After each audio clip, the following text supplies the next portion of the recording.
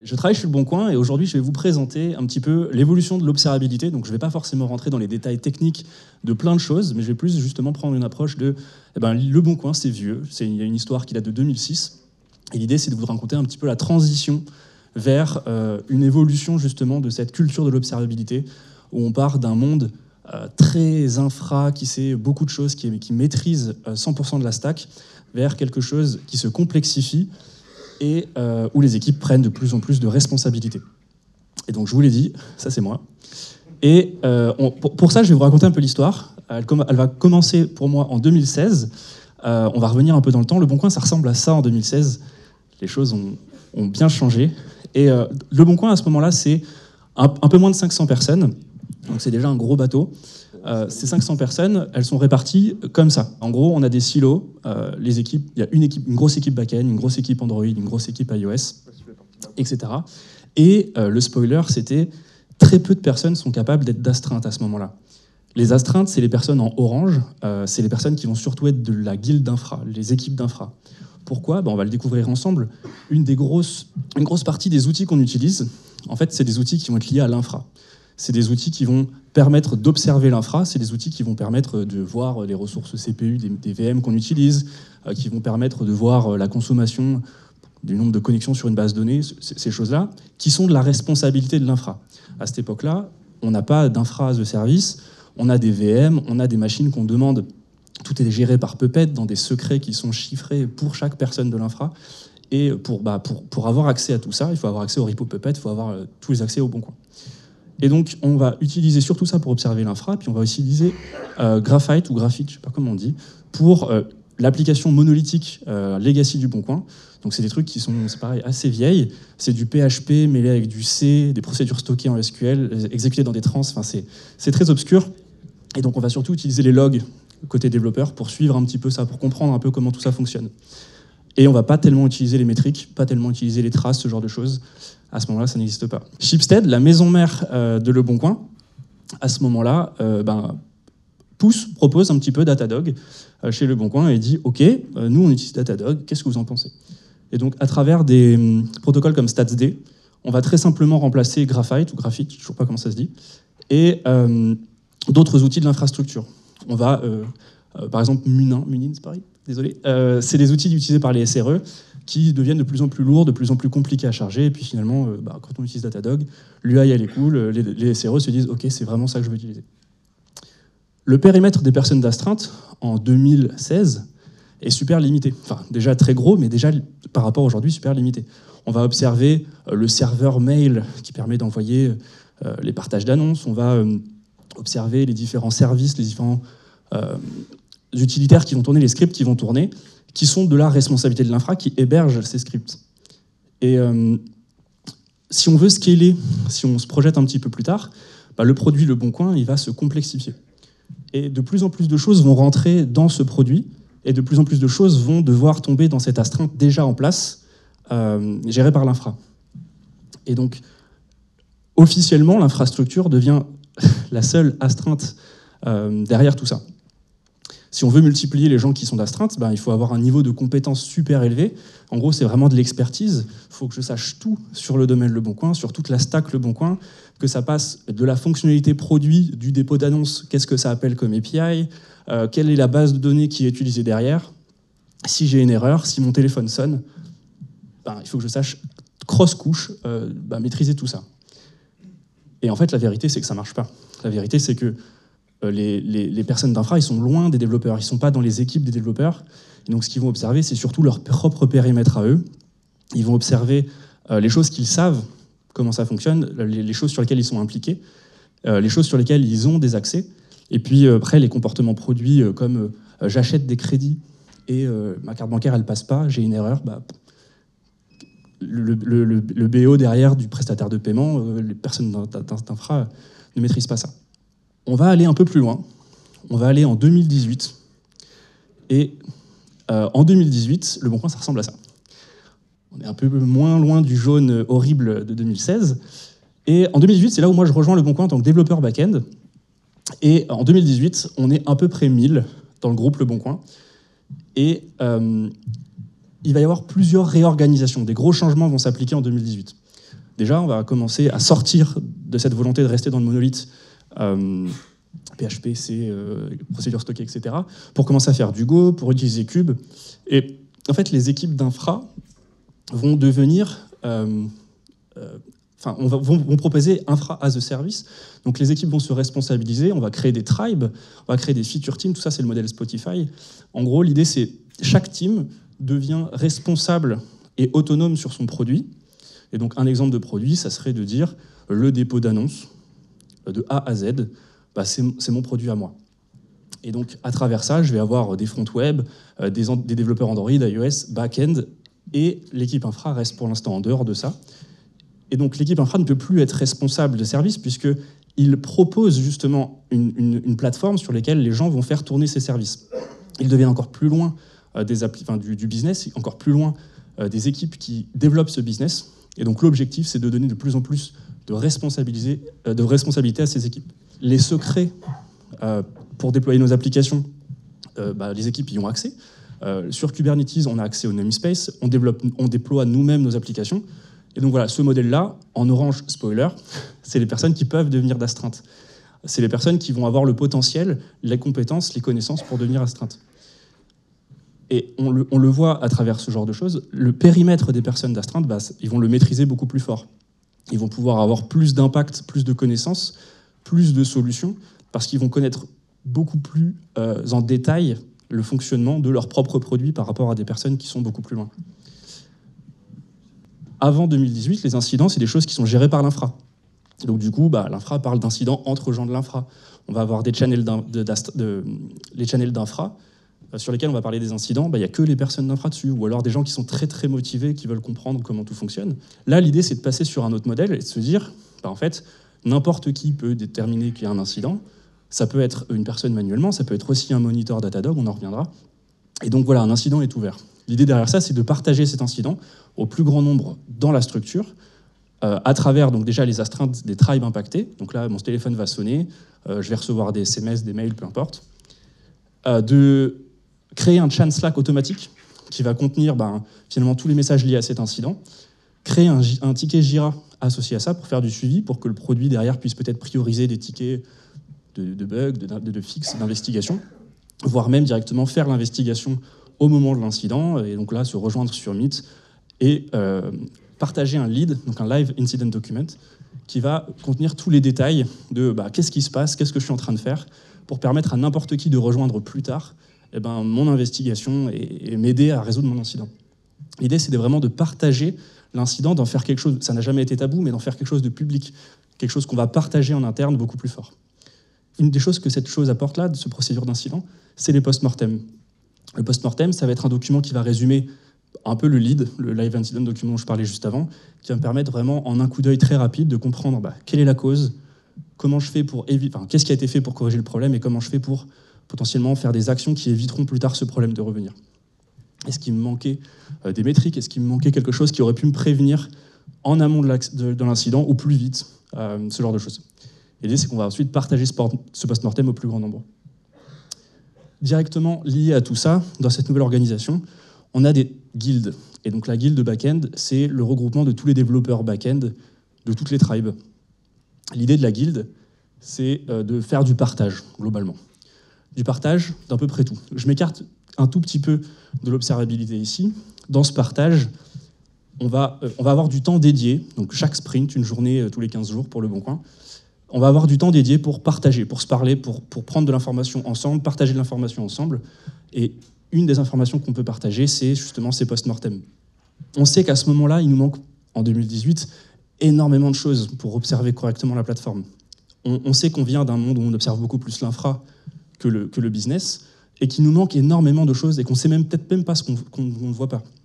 Et donc là, l'idée, c'est qu'on va être accompagné d'ingénieurs de Datadog pour qu'est-ce qu'on doit mettre en place, comment on fait le plus efficacement possible cette transition d'un monde où on n'est pas trop présent vers un monde où on veut en savoir plus.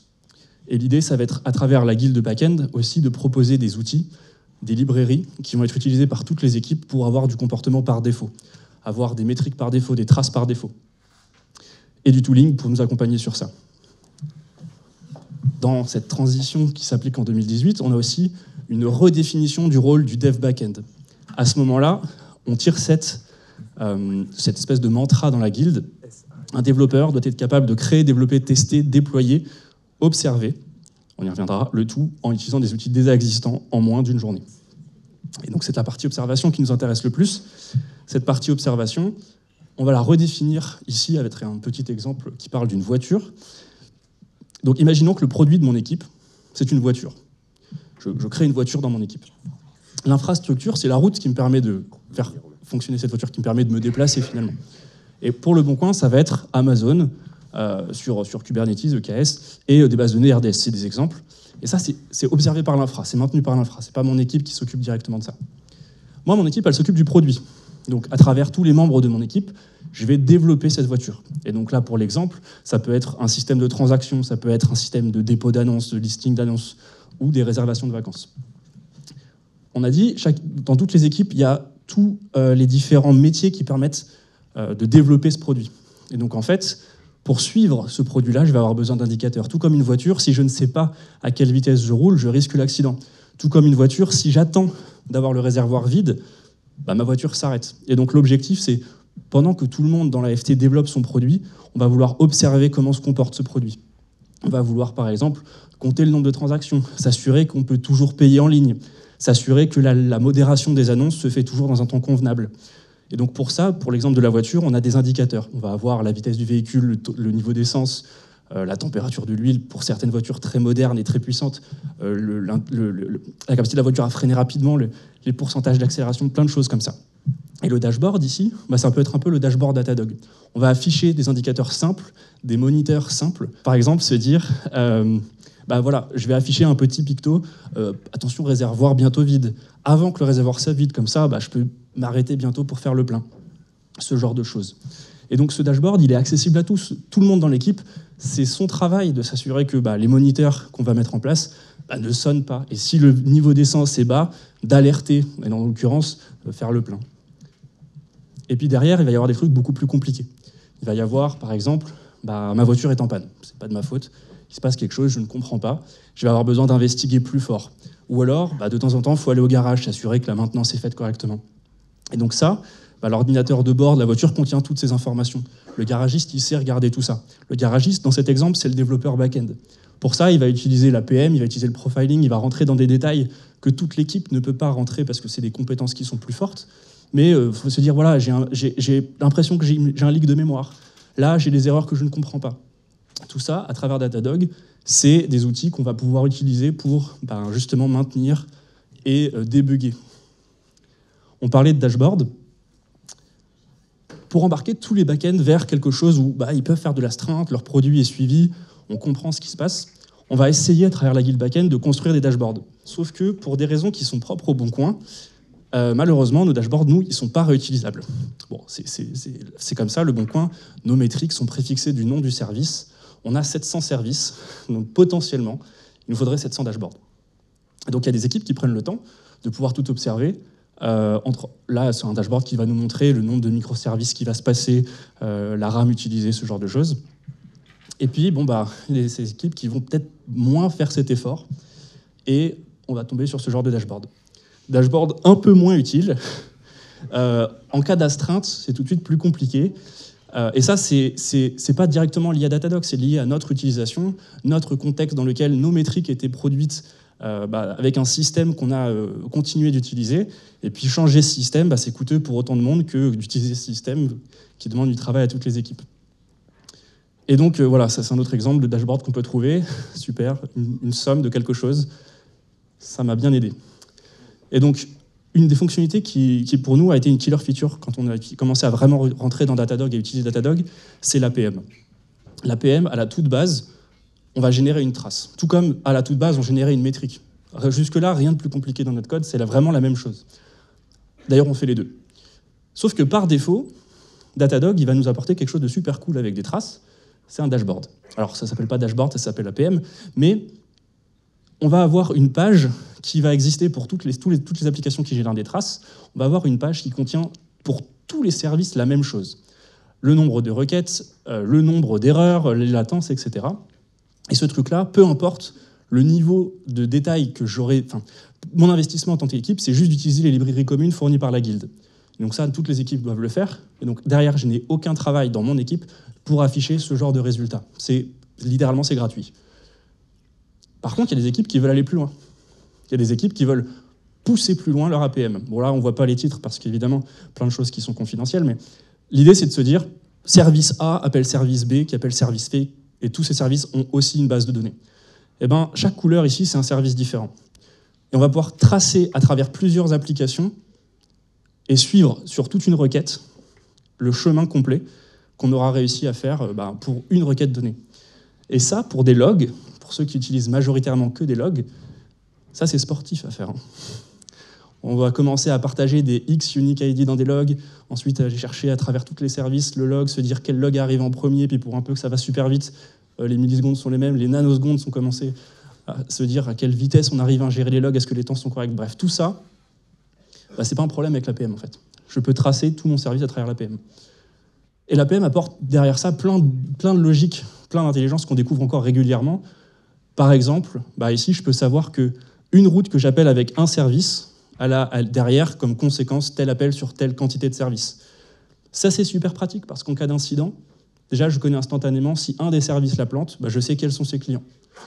Je sais instantanément dire quel est l'impact sur le site parce que mon astreinte, c'est le business de ça et je sais déterminer que ça, c'est utilisé sur tel produit. Et donc ça, c'est pareil, c'est gratuit à partir du moment où on a des traces et les traces sont envoyées dans nos applications communes, enfin dans nos libs communes.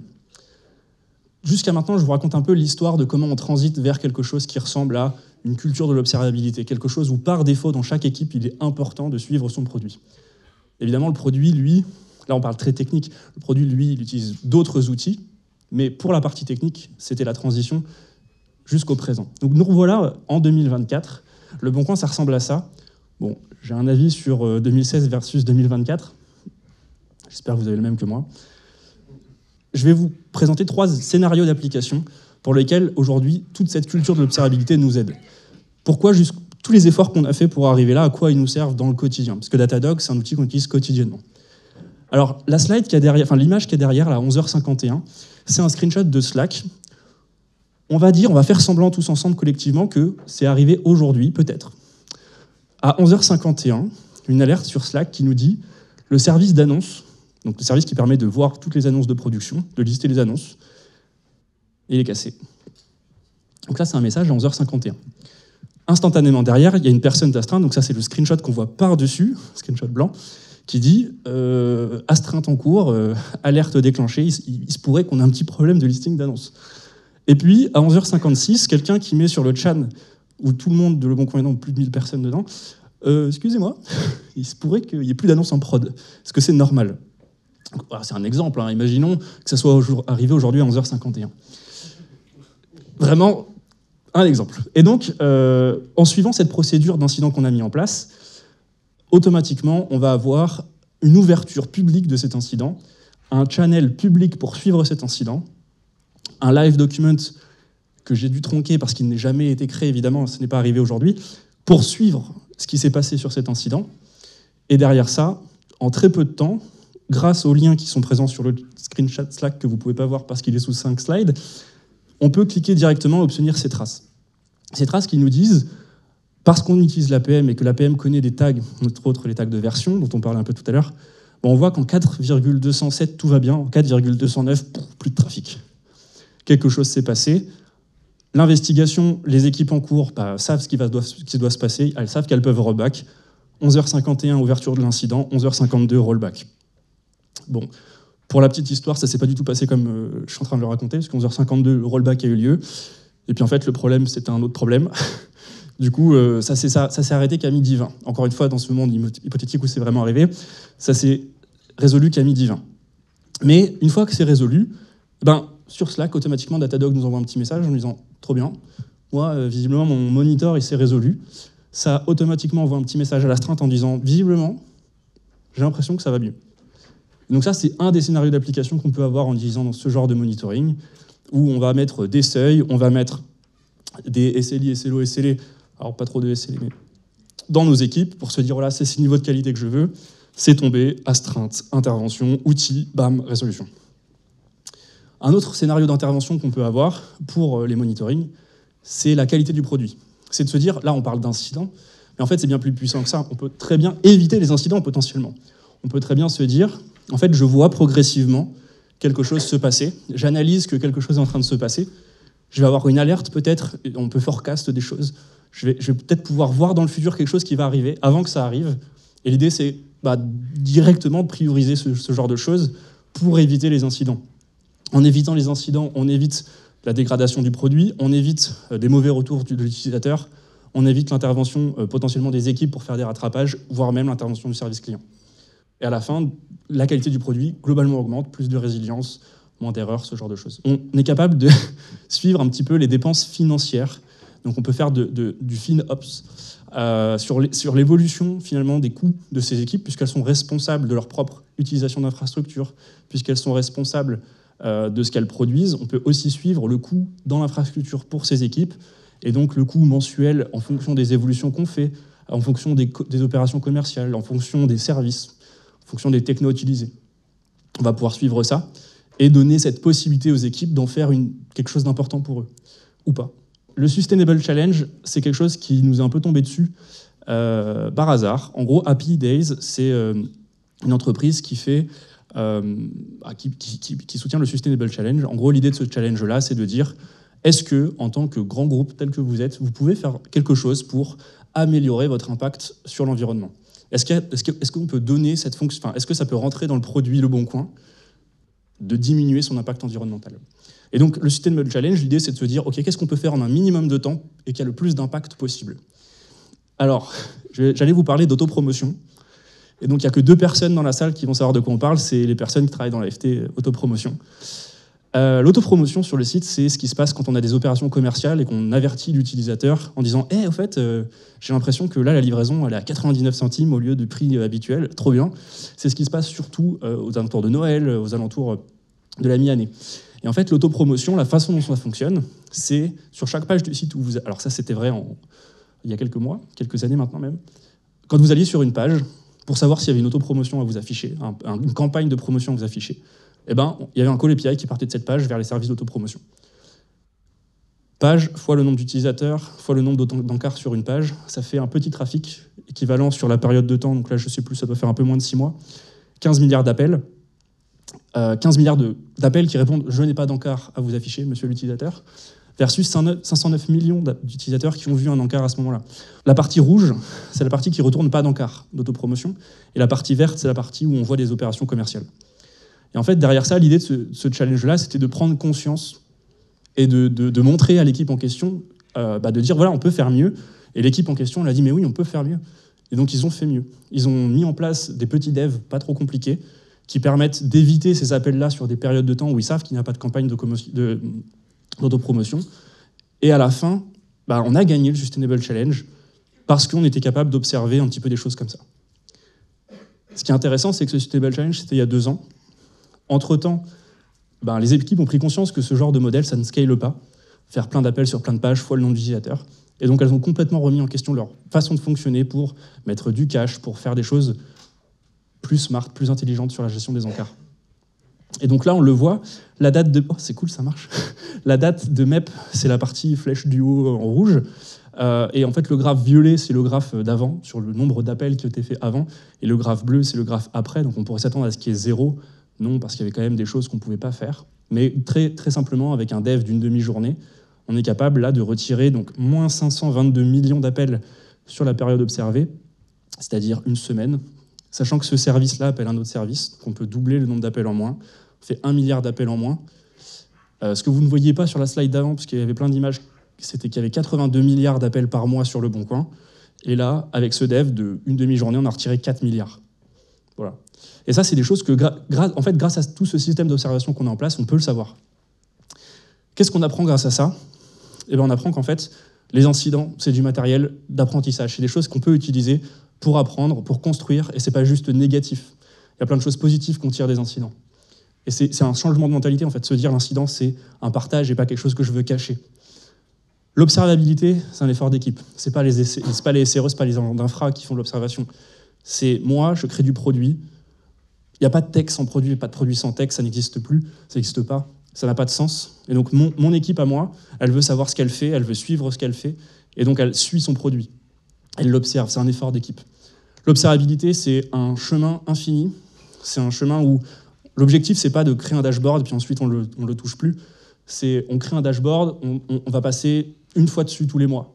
S'assurer que les métriques ont du sens, s'assurer que les monitors qu'on a mis en place ont du sens. Cette récursion, cette répétition plutôt, c'est ça qui a fait qu'on a avancé. Et ensuite, il y a deux mantras, deux espèces de phrases catchy que j'aime beaucoup. On ne peut améliorer que ce qu'on mesure. Et ça, j'ai mon directeur technique qui me l'a fracassé plusieurs fois à chaque meeting où on a eu des incidents et on n'observe pas et on ne sait pas ce qui se passe. On ne peut améliorer que ce qu'on mesure. C'est vrai tellement pour le produit, c'est vrai pour la tech. Et si tu tiens à quelque chose, observe-le. Enfin, voilà, je pense qu'il n'y a pas besoin de commentaires. Merci pour votre attention.